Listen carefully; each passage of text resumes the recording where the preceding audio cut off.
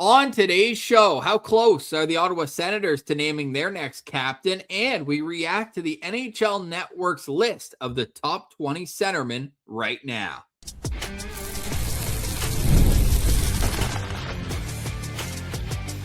You're Locked On NHL, your daily podcast on the National Hockey League. Part of the Locked On Podcast Network, your team every day. Hello and welcome inside this Wednesday, August 26th edition of the Locked On NHL podcast. I'm Ross Levitan alongside Mike DiStefano. Today is Wednesday, August 26th, and we are 3 weeks away from training camp, Mike, even less for rookie tournament. I know, man. It's coming quick. It's coming quick. You know what? I realized that the hockey season was coming quick. Fantasy has become part of the grind, and I joined a new fantasy league this year. Have you ever been in a cap league? No. I joined a cap league. A buddy of mine, he's been asking me for a couple of years, and he's like, "Hey, we had 5 guys get listen to this league, dude. It's insane. It's like being an NHL GM. It's a cap league. There's 32 teams. That's outrageous. 75 player rosters. This seems like a full-time job, man. It is a full-time job. We're doing the dispersal draft right now between like those 5 new general managers. And I'm looking at this list and I'm just like, I don't know 2/3 of the names on this list, man. Like we're talking like third line AHLers that are on this list sometimes. And wow, dudes who are like over in the KHL and still playing in the minors. It's insane, dude. Like I've had to really do some new reading up on some players and refamiliarize myself with some of the prospects that have been taken over the last couple of years that are available in this draft. Like it's brutal, man. The fun part was whoever ended up with 101, the first pick in the draft, McDavid was available in the dispersal draft. So whatever owner had McDavid decided he wasn't going to continue. So McDavid was available. That was the enticing part about doing it. Unfortunately, I ended up with a 3rd overall pick. Didn't get McDavid.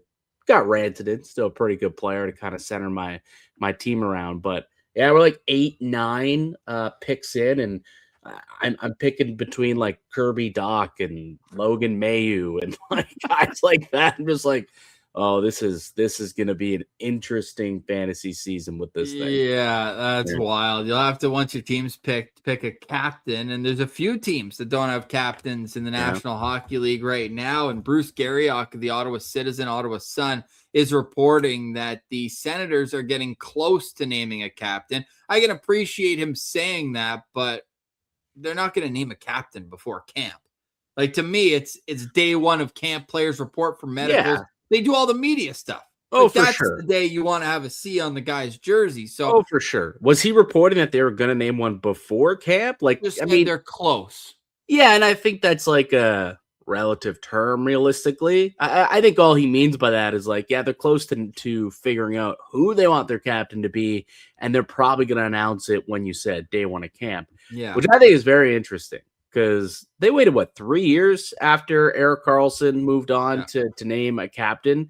They're wasting no time moving on from the Brady Tkachuk captain era, moving on from the Brady Tkachuk leadership, and they're immediately filling in that role with somebody. Like it almost feels like a double barrel FU to Brady in a way where should be. Yeah, we can fill your leadership shoes pretty easily here, and we're going to do that as soon as we possibly can.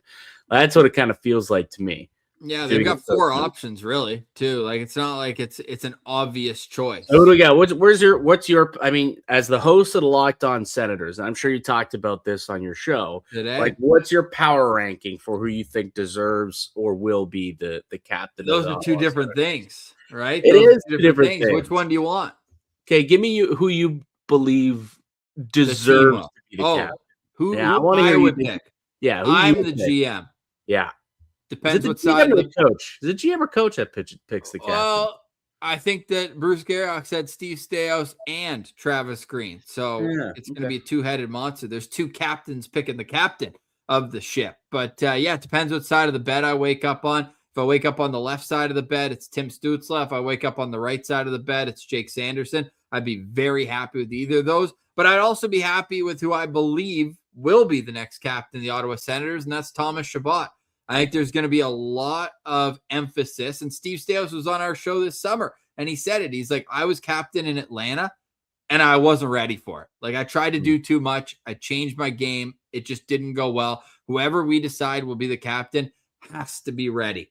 And I think Thomas Chabot is the longest serving Ottawa Senator. Guy was drafted 11 years ago. He's still in his 20s. I know he's got 2 years left on his deal, but he feels like a Senator for life. He's from Quebec City, nearby.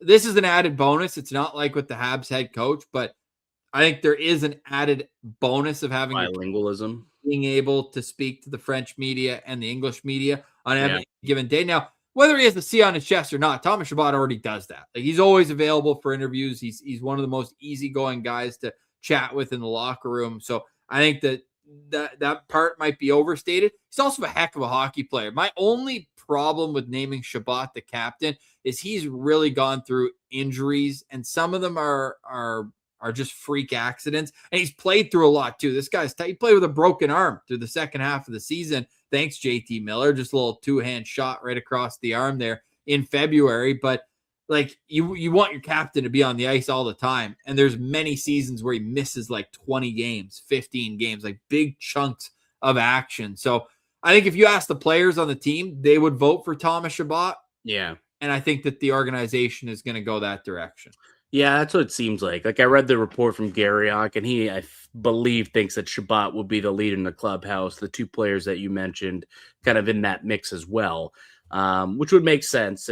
And you know, call me stupid, call me crazy, but I think being a Canadian among the other two players, like, gives him a bit of a leg up too. Like, Ty goes to the Canadian, especially being in Ottawa, the nation's capital, having a Canadian as I get it. Brady Tkachuk was an American, but and then it was all Swedes before that. The Senators' last Canadian captain was Jason Spezza, and it only lasted 1 year.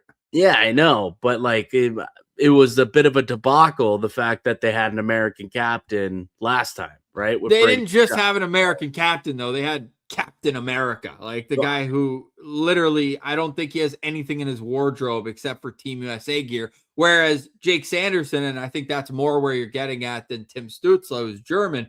Yeah. Jake Sanderson is the most Canadian American of all time. Now, I know Brady Tkachuk is technically half Canadian too. His whole mom's family's from Winnipeg, but like, Jake Sanderson was born in Montana, which is literally a suburb of Calgary. It's basically their Florida for East Coast. Like, both of his parents live in Canada when they're not in their Montana home.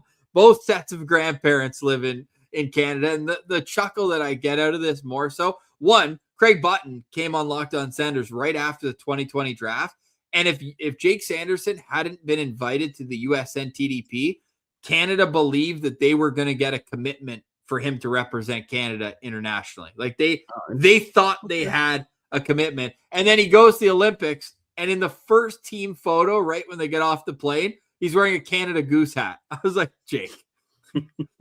Hilarious. But yes, he did play for Team USA at the Olympics, and sure, whatever fallout you want to say there is from that, fair enough. But Jake Sanderson, much different personality than Brady Tkachuk. I think that he leads by example. He leads by a very quiet leadership way. So I think it would be very different. Whereas Tim Stützle, I think the knock on him would be that he plays with his heart on his sleeve and can be very emotional on the ice and yap at refs, maybe in not the most respectful way as a Sanderson or a Chabot would. So I almost feel like when Steve Staios told us that, like, being ready to be a captain is a big part of it, I think they just want to let Timmy be Timmy. Like, just go out there, be electric, have the puck on a string all night, and just don't have to focus on any of that. You're a leader in your own right by demanding the level that you do from your line mates and everyone you play with.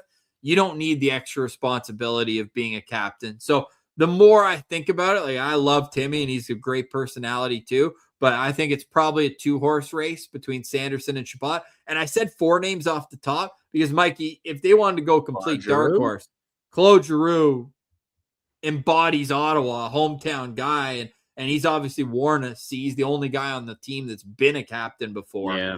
That would be your, hey, we just want, if it's going to be Sanderson or Stützle maybe, and they're not quite ready, just do exactly what you did with Spezza when you didn't give it to Carlson right away and you ultimately wanted Karlsson to be the captain. I don't think they go that direction. I probably put it at a 2.8% chance just for Giroux's jersey number, but very minimal. I think it's going to be Thomas Chabot. And that's fine by me. He's a heck of a player. And I think he's got there's videos you can search on social media. The mics pick it up in the rink. Every time the goalie puts the puck behind the net for him, you just hear him go, "Merci, thank you," as he's wheeling by to get it. Like he's just a good guy. So yeah, I think I'd be happy with Thomas Chabot being the captain of the Ottawa Senators. Yeah. I from the sentiment that I've heard, it does sound like that's probably going to be the case, the most likely to happen, and sounds like it sounds like most of Sens Nation are A-okay with that decision as well. So we'll see. I think you're right. I think we'll see it happen on day one of camp as opposed to ahead of time. So only a couple weeks away, though. Yeah, one question as well. Like there's a few captain vacancies around the league, multiple. Like Vancouver doesn't have a captain. The Islanders don't have a captain. The Sharks don't have a captain. The St. Louis Blues, as well as the Boston Bruins, as well as the Chicago Blackhawks. There's actually a lot of teams. Anaheim as well. Who's the most obvious choice to be named captain this year out of those teams? So just to run through them again, the teams that are captain: Anaheim, Boston, Chicago, Columbus, LA, Islanders, Sharks, Blues, Canucks. The answer will be on the other side. You're listening to Locked On NHL, your team every day. Today's episode is brought to you by our friends over at Odoo. Running a business shouldn't feel like you're trying to connect a bunch of systems that were never designed to work together. One app for accounting, another for inventory, another for sales, and somehow none of them talk to each other. That's where Odoo comes in. Odoo is an all-in-one business management software that brings every part of your business together in one powerful platform. From sales and accounting to inventory and marketing, everything works in one place, helping your team move faster, stay more organized, and focus on growing the business instead of managing software. The best organizations know that success isn't just about talent, it's about having everyone working together towards a same goal. And that's true in sports just like it is in business. Great organizations win because operations matter, and that's why you should get Odoo. Try for free at odoo.com/lockedon. That's odoo.com/lockedon. Welcome back, Locked On NHL, your team every day, part of Locked On Podcast Network. Local experts on the biggest stories 5 days a week, starting on Monday. We are back all across the network 5 days a week, Monday through Friday, here on Locked On NHL. The question is, outside of the Ottawa Senators, who, I mean, it's not a slam dunk, but we discussed pretty likely going to be Thomas Chabot, who is the most obvious captaincy to fill this season? Yeah, of the teams you mentioned, like I look at the LA Kings, and with Kopitar gone, like there's no other player that makes any more sense than Drew Doughty. Like it just makes sense from a respect factor. Doughty's been a warrior for that team forever. I know he's not going to be a long-term captain, but just chuck the C on the guy's sweater for the whatever couple of years left he has of hockey left in him. That to me seems pretty obvious. The Sharks, like, just give Celebrini the captain too, like, for sticking in California. Like, Celebrini's the new, like, the next captain in San Jose. And you look at a guy like Crosby, you look at a guy like McDavid, which is kind of where this kid's trending into that echelon. They were young captains. They were 20-year-old captains as well. Jonathan Toews was another one who got the captaincy really early in his career and succeeded with it. Just feel like Celebrini, is molding himself into that type of player. So for that reason, I feel like Macklin Celebrini will end up getting the C in San Jose as well when they start camp. I'd be surprised. I'd be surprised if he didn't. No, I think he's probably my obvious answer. The one thing about LA, and I hadn't realized this, I was looking it up, and Ken Holland said that they're not signing Doughty to an extension until later on. Like they're going into next season with him on the last year of his deal. And he said that he and Drew Doughty met right before the NHL draft. And they said, hey, let's just see where it goes. But Doughty's expressed interest in being the captain of the team. He also says he wants to be a one jersey guy. Like he wants to stay in LA for his entire career. So that's an interesting one for sure. Because you look at it, like they signed Adrian Kempe to a long-term contract.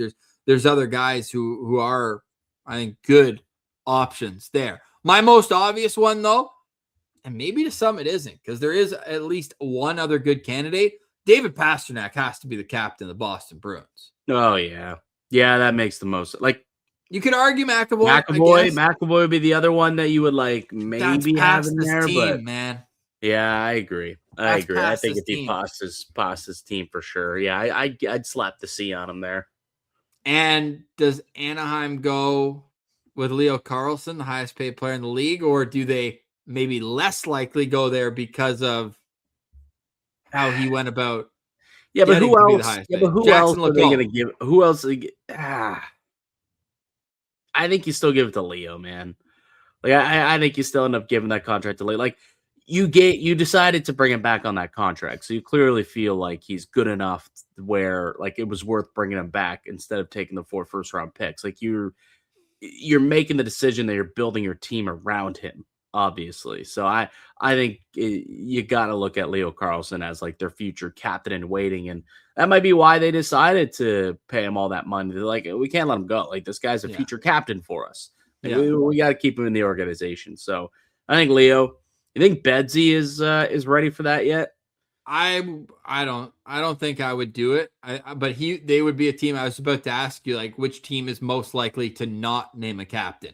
Yeah, like Chicago probably not going to name a captain. Just give it to Patty Kane. Like, no.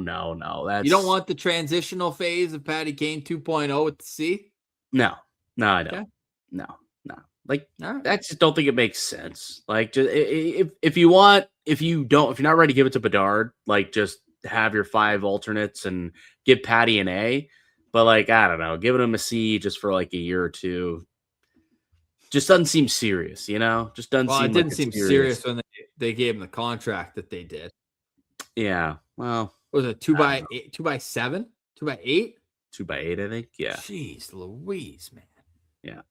He was a 50-point player last year, defensive liability. Okay. Yeah. Well, anyway, they had the money to do it. So if anyone was going to do it, the answer though is Vancouver. Like Vancouver cannot name a captain this year. No, I don't think Vancouver. Could you imagine if Pettersson was named captain? The market might implode. Not a chance. Like 3 years ago, like that when they announced Quinn Hughes as the captain, it was a legitimate conversation. Like Quinn Hughes or Elias Pettersson, like which one of those two are going to have taken the captaincy? And they gave it to Quinn Hughes, which was the right decision at the time. But now it's like, man, you can't even have the conversation of Elias Pettersson because the guy has already too much going on in his head when it comes to playing the sport of hockey.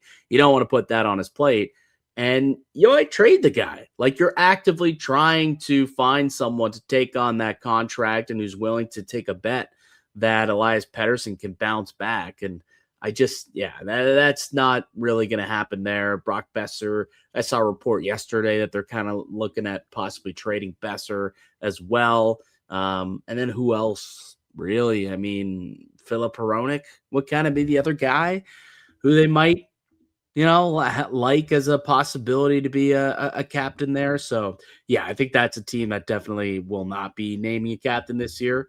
Here's an interesting one. The New York Islanders. Yeah. Is Matthew Schaefer ready for the captaincy, or do you give it to a guy like Bo Horvat? Yeah, I mean, Horvat, great transition, former captain of the Vancouver Canucks. But I would just give it to Schaefer right now. Like, there's nothing that guy hasn't been able to handle. Year 2 in the NHL, ready to give him a C, eh? Yeah, he's special, man. Yeah. All right. Like him and Celebrini, like just like you're just avoiding the inevitable. And like, how much are they gonna grow in the next 12 months where it's like they weren't ready then, they're ready now? Like they're both ready. Yeah. I guess. Yeah, you're right. Like, I'm still so mad every time you bring up Schaefer's name that he wasn't on the Olympic team. Like, It is outrageous. Like at this point, it is outrageous. And it's not even hindsight. At the time, he was one of the best defensemen in the league. Yeah. Hey, man. Had to have, I don't know, who was their Travis Sanheim. Travis Sanheim. I was like, who's the Philly defenseman? Had to have Sanheim out. Dude, I would have had him there instead of Devon Taves. Like, he's the best left shot defenseman Canada has. Yeah. No? Where did the NHL Morrissey have him? Did NHL Network have him at top 10? I know that. I think 6, maybe 7. Yeah, remember we were saying like I don't know if he's ahead of Hudson and Sanderson yet, but like maybe. But he was in that range though. Like if he's top 6 in the NHL, that means that he's top 6 in the like amongst Canadians. So yeah, probably or I'm not even say probably, definitely should have been on Team Canada in hindsight. And for a team that struggled to move the puck as much as they did.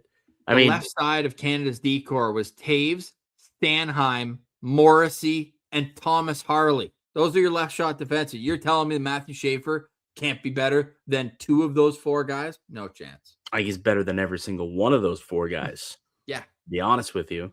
Yeah. I think Canada got a little. Taking Harley over him is pretty tough. That's a tough look. I'm no disrespect to him personally, but I'm not a Thomas Harley fan. Oh, I like Thomas Harley. I think he's a great player. And I thought that he's average. What the problem is for Canada? Average, totally in hindsight. The biggest issue is they fell in love with that 4 Nations team. And Thomas Harley came into that 4 Nations team and played really well. So it was almost like he was guaranteed a spot. Because there was like literally no change from that. No, there wasn't. They brought the exact same blue line. Even like the blue line, exact same. And then I think there was like 2 or 3 changes up front, and then thank goodness they brought Celebrini. Like if they didn't bring Celebrini, like how was that even a debate looking back? Yeah, it's. But maybe it wasn't because he played on the first line. Player on the ice throughout the tournament, man. Like he was literally Canada's like top player. I just don't know how you could make the argument in the war room for Celebrini, but then against Schaefer. Yeah, the only difference, I guess, is like maybe there's more responsibilities for like a defenseman. Like that's the only thing I could possibly think of because they moved Celebrini to the wing, didn't they? Yeah. So it's like you can kind of protect a young kid in a way that way, but on the blue line, somewhat on an island. He's special. He's special. Speaking of Celebrini, Let's find out where he ranked amongst the top centers of the NHL. We'll do that next. You're listening Locked On NHL, your team every day. Today's episode is brought to you by our friends at Indeed. When workplace chaos hits and you need the right hire, Indeed sponsored jobs helps connect employers with candidates who match specific needs like skills, certifications, and location.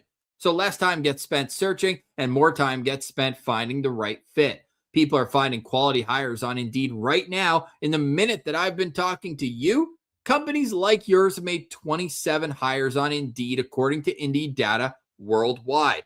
Talking about Indeed, I use Indeed, and I got a job like this. Boom.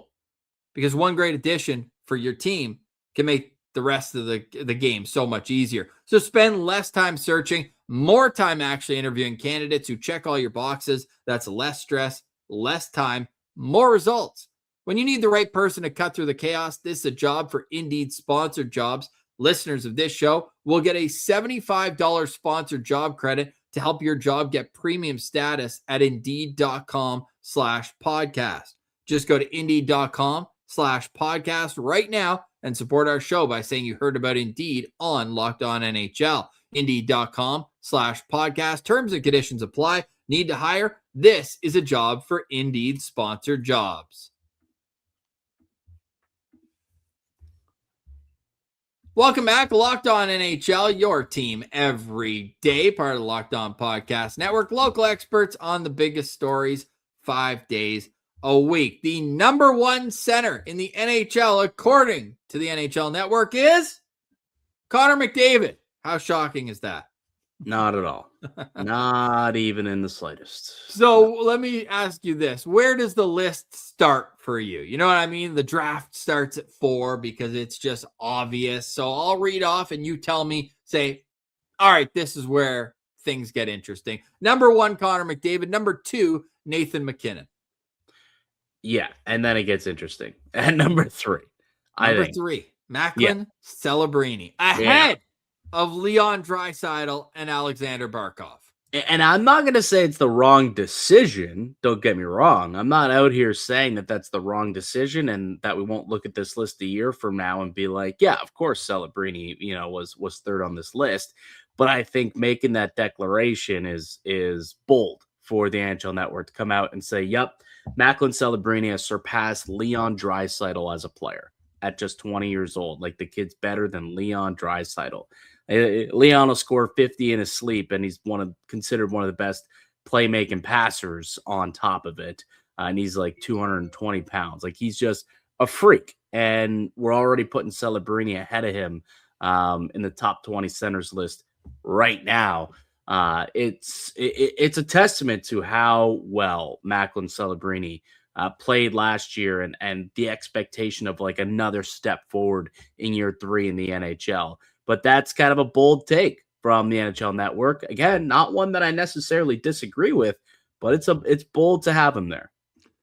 I would agree with you, but then you just look at everything Celebrini's done, and it's like, yeah, man. Like, it's kind of hard to argue against it too. Like, do you think that they put together? I know Draisaitl plays on his own line quite a bit in Edmonton, but where they're just like, hey, we saw Draisaitl, how he plays with McDavid. McDavid's the best player in the world. Well, we saw Celebrini plays with McDavid too, and kind of did the exact same thing as Draisaitl did. Like, hey, that to me, the top 5. No, there's a gap for 6 for me. No disrespect, Jack Eichel's number 6, but like the top 5 for me, like 3 through 5 is interchangeable. I wouldn't look at the list any different way. And I'd imagine Barkov probably lost a little bit among the voters because he's been out of sight, out of mind. Didn't play at all during last NHL season with injury. So that's tough because he could easily be considered in a battle for number 2 with Nathan MacKinnon when he's at his best. But it is a list that I think is done correctly. I'll say. You like it, eh? I'll say Celebrini at 3 is good. Yeah, like Celebrini at 3. So good, man. Like, internationally this year, he was a captain at the World Championship, played in the Olympics, 16 games, 24 points, plus 19 with 4 minor penalties taken. He was awesome, man. Like, the guy was fantastic. Like, he checked off every box you possibly wanted him to check off this year, except postseason success, which, hey, man, like, dark horse, like, I wouldn't be shocked to see the Sharks in the playoffs next year, man. Oh, like, I think Celebrini can pull them there. He almost did at the end of the season, and it's not the greatest division, right? If I'm Mike Greer, I'm behind the scenes trying to get Connor Hellebuck very badly. Well, yeah, good luck. I think they'd be a contender in the West if they got Connor Hellebuck. Possibly. I mean, it's not that like Askarov, I think, is the worst goalie in the league, but yeah, I mean, if you land a Hellebuck, he can win you games for sure. That would definitely give them a nice leg up, especially within that division. But so Celebrini at 3, I think we're in agreement there. But like when you look at the whole list here, so Celebrini 3, Leon 4, Barkov 5, Jack Eichel 6, Sidney Crosby 7, Austin Matthews 8, Nick Suzuki 9, Jack Hughes 10. You kind of moved your head a little bit. You gave me a little tilt, like, I don't know about that one. Which name kind of made you do that? No, I just had to look it up, and no, Jack Hughes when he was healthy this year had an unbelievable season. Well, I think that's fine. Yeah, I mean, this is NHL. Like, he scored a goal. Like, well, who else would be there for you? Well, if we keep rolling down, like, nobody. Like maybe Leo Carlson, who's 14th. Yeah, like, I actually really like 11, 12, 13 in the place there. They got Scheifele, Aho, Stützle. Yeah, Scheifele is just a defensive liability, but he is unreal offensively. He had over 100 points this year. Yeah, the quietest 100 points you've ever seen. A lot of people forget. Wyatt Johnson. 100. Wyatt Johnson down at 18. Could you move him? He's a bit of a power play. I don't know. Merchant. Yeah. It's a pretty good list. I'll say Tage- that. Like when typically, Tage Thompson is at his best, he's way better than 19th. But there's a little consistency you'd like to see in his game. Totally. And I mean, goal scoring is like the number one attribute, obviously, and he does that in spades. He literally looks like Mario Lemieux at times when he gets rolling there. With his 6'6" frame, he's got hands like a 5'10" winger. Like he's so good. He's so good. Braden Point's kind of fallen a little bit here, though. Like he's a guy who typically used to get a lot of love. I feel like maybe some fatigue. Step back. Yeah, I don't know. Yeah, that could be it. Little fatigue, but it wasn't his best 16, season. Bedsy at 16 is interesting for me. I don't hate this list. I'll tell you that, man. I think this is one of the better lists that we've seen. Usually there's agree with that. A lot of shock and awe and debate to be had. But I think the NHL Network did pretty good with the list this year. Give them some credit on that. So do I. And I think they still have goalies to do, but I think that wraps it up for their player rankings. They did wingers, defensemen, center, and looking forward to seeing how that shakes out. We'll break it down here on Locked On NHL, but for now, we'll pass it over to Thursday's edition of the show. Check out more from Mike DiStefano from Locked On Maple Leafs. You can find me at Locked On Senators. This has been another edition of the Locked On NHL podcast, your team every day.